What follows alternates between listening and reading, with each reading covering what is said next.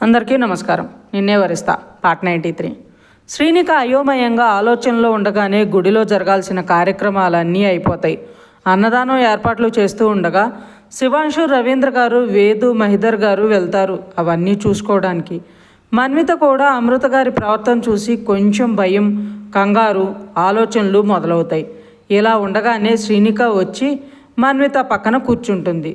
దేవిక గారు శ్రీనిక దగ్గరకు వెళ్ళి, ఇప్పుడన్నా సంతోషంగా ఉండు శ్రీనిక, మీ అమ్మ నాన్న నీకు దగ్గరయ్యారు, వాళ్ళు నీతో మాట్లాడుతున్నారు, నీ ప్రేమని పెళ్ళిని కూడా ఒప్పుకున్నారు, నీ బాధ చూడలేక నీకోసం మన శివ్ వెళ్ళి మమ్మల్ని తీసుకుని వెళ్ళి వాళ్ళతో మాట్లాడించాడు అని చెప్తారు.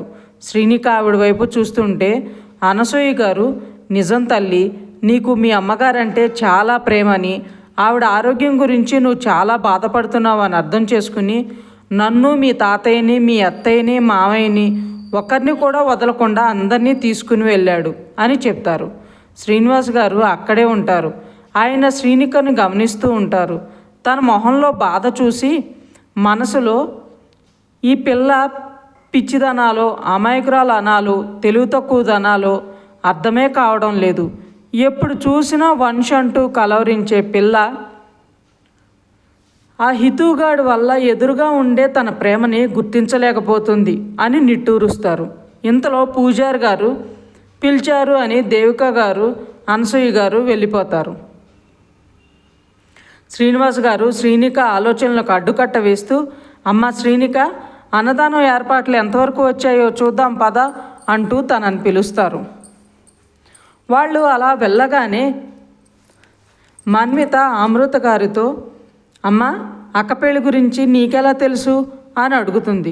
అమృత గారు నవ్వుతూ మనసులో, మీ అక్క పెళ్ళి గురించే కాదు, మీ అక్క ప్రేమించిన వాడి ప్లేస్లోకి వచ్చి తనని మాయ చేసి వంశ ఫ్రెండ్ గురించి అయినా ఆ హితేష్ గురించి కూడా తెలుసు.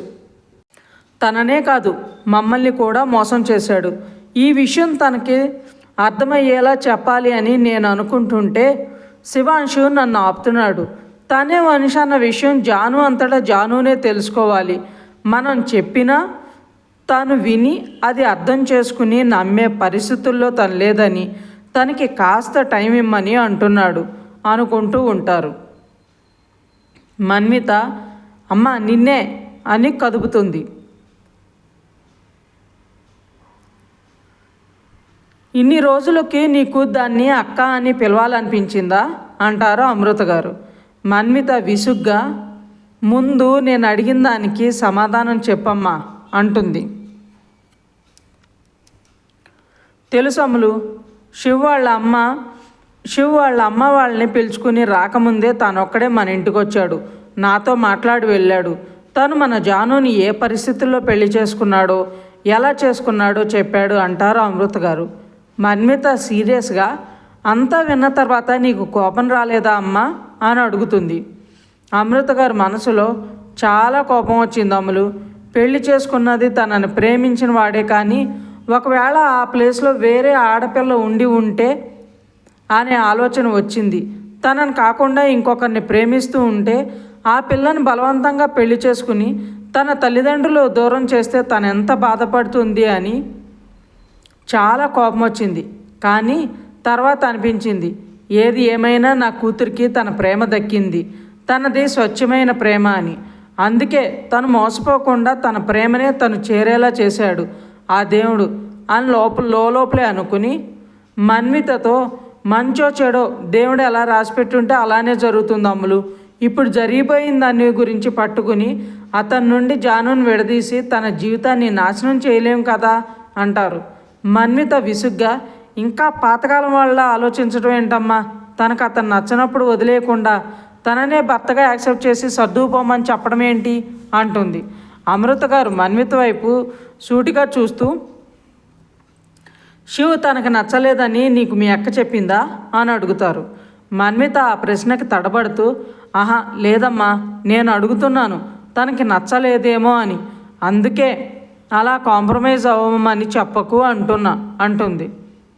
నిన్ను ఒకటి అడుగుతాను, నిజం చెప్పమ్ములు, నువ్వు వేదను ప్రేమించి పెళ్లి చేసుకున్నావు అవునా అని అడుగుతారు.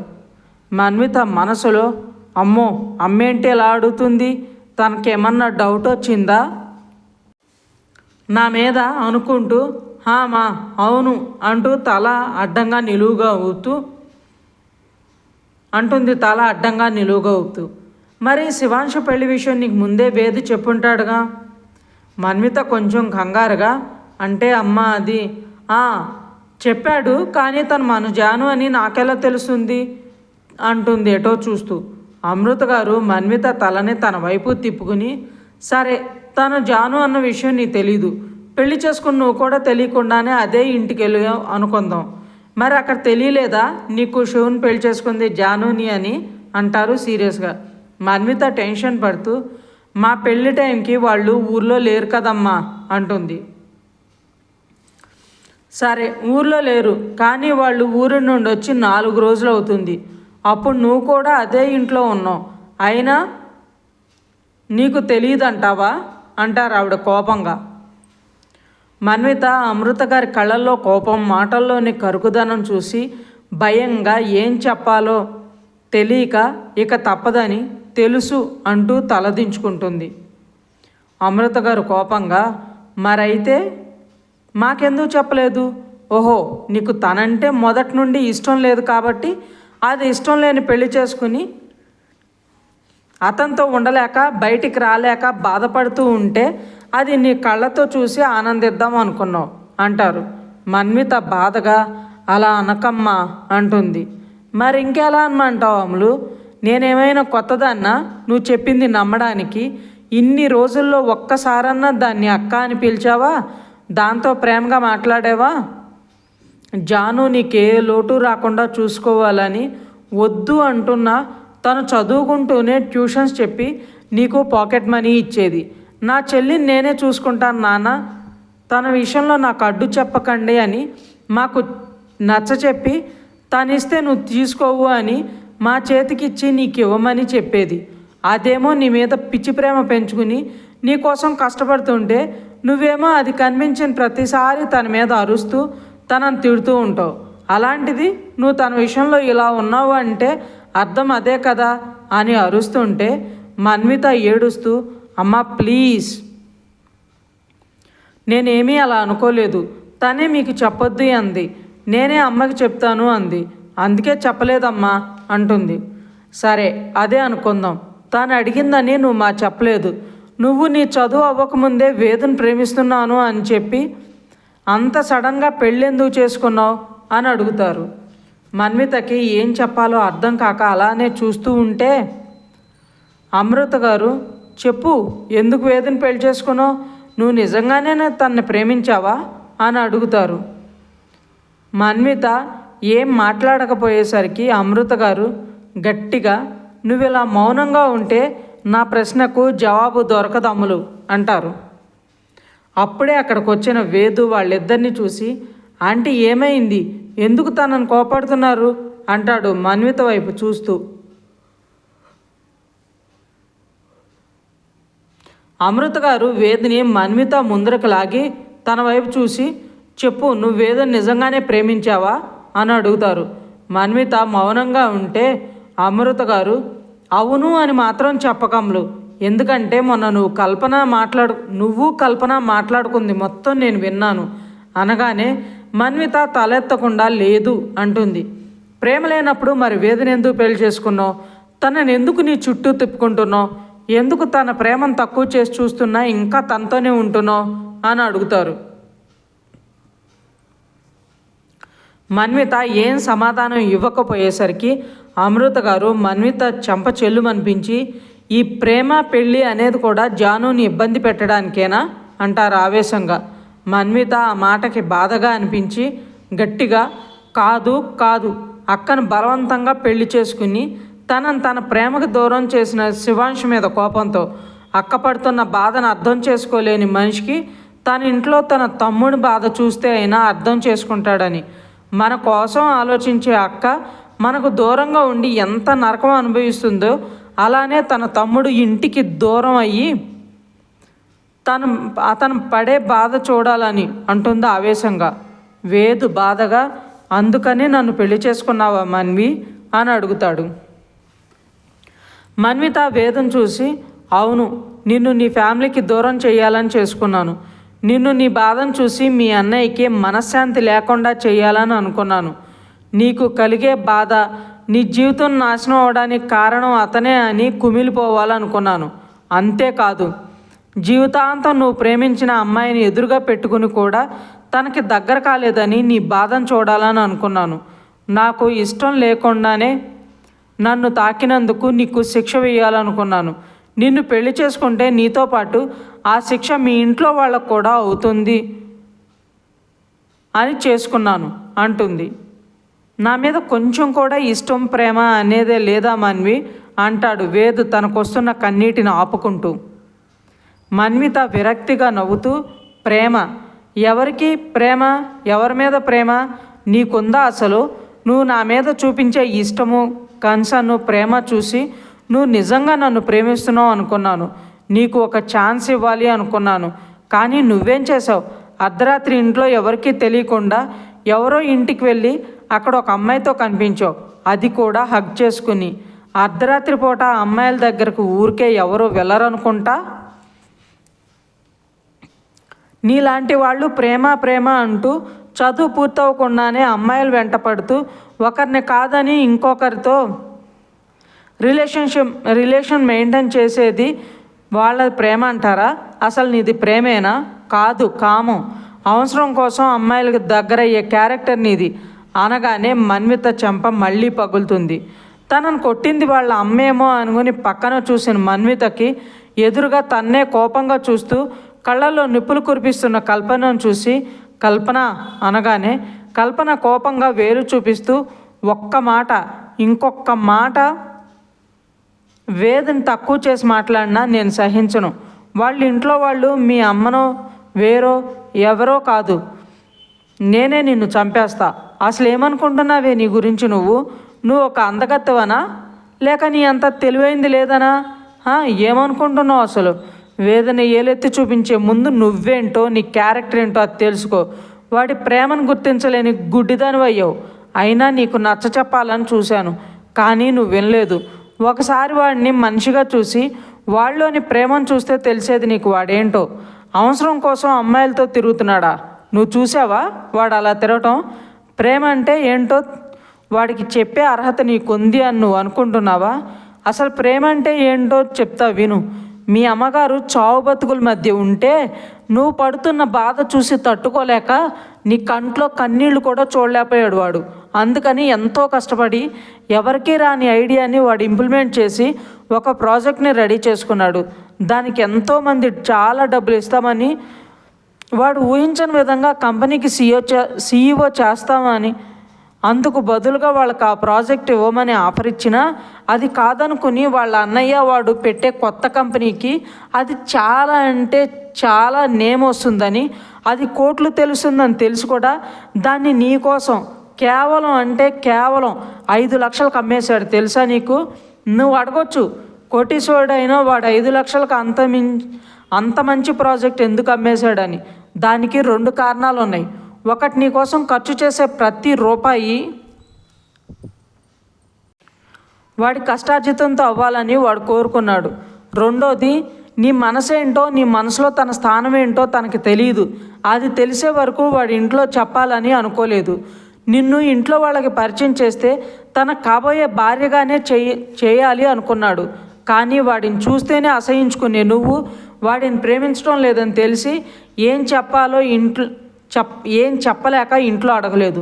నిన్ను ఫ్రెండు అని చెప్పి డబ్బులు తీసుకోవటం వాడికి అస్సలు ఇష్టం లేదు. ఇంకేమన్నావు? వాడు ఒక అమ్మాయిని హక్ చేసుకుని ఉంటే నువ్వు చూసావానా? దానికే వాడు ఒక క్యారెక్టర్ లేని వాడయ్యాడా? అసలు ఆ అమ్మాయి ఎవరో తెలుసా?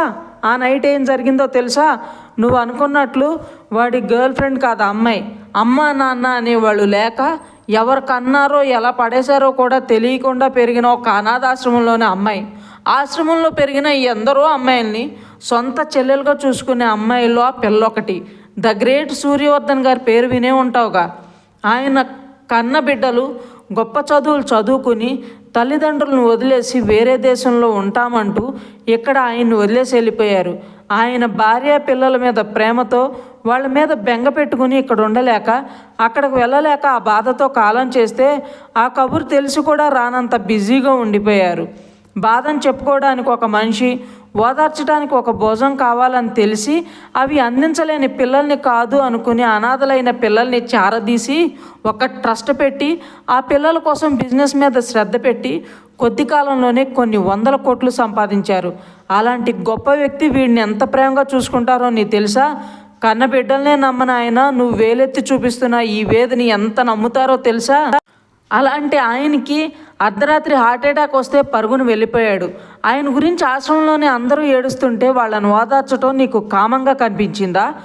నువ్వు గూడెంలో ఇరుక్కుపోయావు అని తెలిసి, నీ ప్రాణాన్ని ప్రమాదం అని తెలిసి కూడా నిన్ను అక్కడి నుండి తప్పించడానికి వాడు ఎన్ని పాటలు పడ్డాడో తెలిస్తే నువ్వు ఇలా మాట్లాడవు.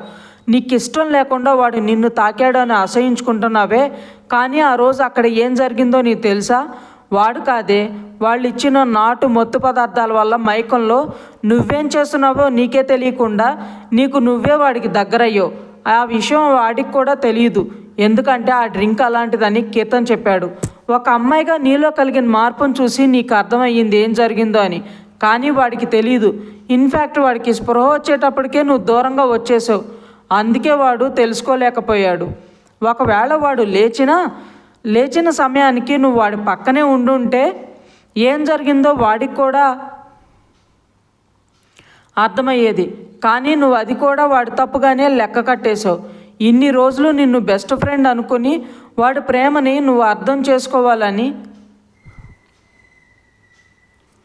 నీకు సర్ది చెప్పాలని చాలా చూశాను, కానీ ఈరోజు చెప్తున్నాను, నువ్వు వాడికి కరెక్ట్ కాదు, వాడి ప్రేమను పొందే అర్హత నీకు లేదు అని వేద్ వైపు చూస్తుంది. మన్వితకి తన మీద ఉన్న ఒపీనియన్ చూసి బాధపడుతూ చలనం లేని మనిషిలో ఉన్న వేదును చూసి కల్పన తన దగ్గరకు వెళ్ళి బాధగా, ఒరేయ్ నీకు అది కరెక్ట్ కాదురా, అదొక తెలివైన అమ్మాయి అనుకుని నీ మంచితనాన్ని కూడా చేతకానితనంలో చూసింది. అందుకే మీ డ్రీమ్ ప్రాజెక్ట్ అయిన ఫైల్ని తన దగ్గర పెట్టుకుని నిన్ను లాస్ట్ మినిట్లో టెన్షన్ పెట్టి పరుగు పెట్టించింది. మీ అన్నయ్య ముందర నువ్వు తనని లెక్క చేయలేదనేలా చూపించింది. మీ మధ్య గొడవ పెట్టాలని చూసింది. ఈ విషయం తనే నిన్న నాతో చెప్పింది అనగానే వేద్ కోపంగా పైకి లేచి మన్విత దగ్గరకు వెళ్ళి, కల్పన చెప్పింది నిజమేనా అని సీరియస్గా అడుగుతాడు. కల్పన చెప్పిందంతా విని తనేం చేసిందో అర్థమయ్యి తన కళ్ళల్లో కన్నీళ్లు ఉబ్బుకు వస్తుంటే మెల్లగా అవును అంటూ తల ఊపుతుంది మన్విత. అప్పటి వరకు బాధపడుతున్న వేద్ మన్విత బొగ్గల్ని గట్టిగా పట్టుకుని, నువ్వు నన్ను ద్వేషిస్తున్నా ఏదో ఒకరోజు ప్రేమిస్తావు అనుకున్నాను. నాకు దగ్గరగా ఉంటే నేను చూపించే ప్రేమని ఫీల్ అయ్యి నాకు దగ్గర అవుతావు అనుకున్నాను. నన్ను ప్రేమగా వేద్ అని పిలిస్తే చాలు, ఈ ప్రపంచంలో ఉండే ప్రేమంతా నీ ముందే ఉంచాలి అనుకున్నాను. నీకే కష్టం రాకుండా చూసుకోవాలని ఆశపడ్డాను. నా వల్ల పొరపాటు జరిగిందని, దానికి నువ్వు శిక్ష అనుభవించకూడదు అని, కడుపుతో ఉన్నావేమో అని, బాధ్యత అంటే కూడా పెద్దగా తెలియని ఏజ్లో నీకోసం తండ్రి అనే బాధ్యతను మోయాలి అనుకున్నాను. యూకేలో మాస్టర్స్ చేయాలి అన్న కోరికను కూడా వద్దు అనుకున్నాను. అలాంటి నాకు నా సంతోషాన్ని దూరం చేయాలని చూసావు. నా కళ అయిన కంపెనీని దూరం చేయాలని చూసినా నాకు బాధగా లేదు, కానీ నా ఆనందం, ధైర్యం, బలహీనత అన్నీ నా ఫ్యామిలీ. అలాంటి నా ఫ్యామిలీని నాకు దూరం చేయాలని అనుకున్నావు చూడు, నాకు నచ్చలేదు. ఇప్పుడు నువ్వు నాకు నచ్చలేదు. ఇక మీదట నీ మొహాన్ని కూడా నాకు చూపించుకు. I hate you Manvi, I hate you అని గట్టిగా అరిచి తనను విసురుగా వెనక్కి నెట్టి అక్కడ నిమిషం కూడా నిలబడకుండా వెళ్ళిపోతాడు. మన్విత అలానే కింద కూర్చునిపోయి తను చేసిన తప్పు అర్థమవుతుంటే నిజమైన ప్రేమను దూరం చేసుకున్నానే అనే దుఃఖం పొంగుకొస్తుంటే తన బాధను దాచలేక గట్టిగా ఏడ్చేస్తుంది. నేను చెప్తూనే ఉన్నాను మన్వి, కొండంత ప్రేమను దూరం చేసుకోకు, వాడిని వాడి ప్రేమను అర్థం చేసుకొని. కానీ నువ్వేం చేసావు? నీ జీవితాన్ని నువ్వే కాళ్ళతో తన్నేసుకున్నావు. నిన్ను చూస్తుంటే నాకు బాధ కలగడం లేదు మన్వి, జాలి వేస్తుంది అని చెప్పేసి అక్కడి నుండి వెళ్ళిపోతుంది కల్పన. అమృత గారు మన్వితని తన బాధని చూసి తన దగ్గరకు వెళ్ళి, అపార్థం చేసుకోవటం నిమిషం పని, కానీ అర్థం చేసుకోవటం అనేది జీవితకాలం పడుతుంది. మనిషిని ద్వేషించటం అనేది క్షణం కూడా పట్టదు, కానీ అదే ప్రేమను పొందాలి అంటే ఎన్ని సంవత్సరాలు పడుతుందో కూడా చెప్పలేం. వేదు లాంటి మంచి అబ్బాయిని దూరం చేసుకున్నావని నిన్ను చూసి కోప్పడాలో, లేక నీ జీవితాన్ని నువ్వే నాశనం చేసుకున్నావు అని జాలిపడాలో, లేక నీ పరిస్థితి చూసి బాధపడాలో అర్థం కావటం లేదు అమ్ములు. తల్లిగా బిడ్డ సంతోషాన్ని కోరుకోవాలి. తన బాధను పంచుకుని తను చేసిన తప్పుని కడుపులో దాచుకోవాలి. కానీ ఈ విషయంలో నేను నిన్ను సమర్థించను. నీ మూర్ఖత్వంతో నువ్వే ఈ స్థితికి వచ్చావు కాబట్టి ఏం చెయ్యాలి అన్నా నువ్వే చేసుకోవాలి అనేసి ఆవిడ కూడా అక్కడి నుండి వెళ్ళిపోతారు. ఇదంతా దూరం నుండి చూసిన శ్రీనిక షాక్ అయ్యి అక్కడే నిలబడిపోతుంది. మనసులో ఎన్నో ప్రశ్నలు, ఎన్నో బాధలు, కళ్ళల్లో కన్నీళ్ళు అన్నీ ఒక్కసారిగా వచ్చేస్తుంటే ఏం జరిగిందో తనకే తెలియకుండా అలానే కిందికి ఒరిగిపోతుంది. ఇంకా ఉంది ఫ్రెండ్స్. మీకు ఈ స్టోరీ నచ్చినట్లయితే లైక్ చేయండి, సబ్స్క్రైబ్ చేయండి. ఇంతలా ఆదరిస్తున్నందుకు థ్యాంక్ యూ సో మచ్.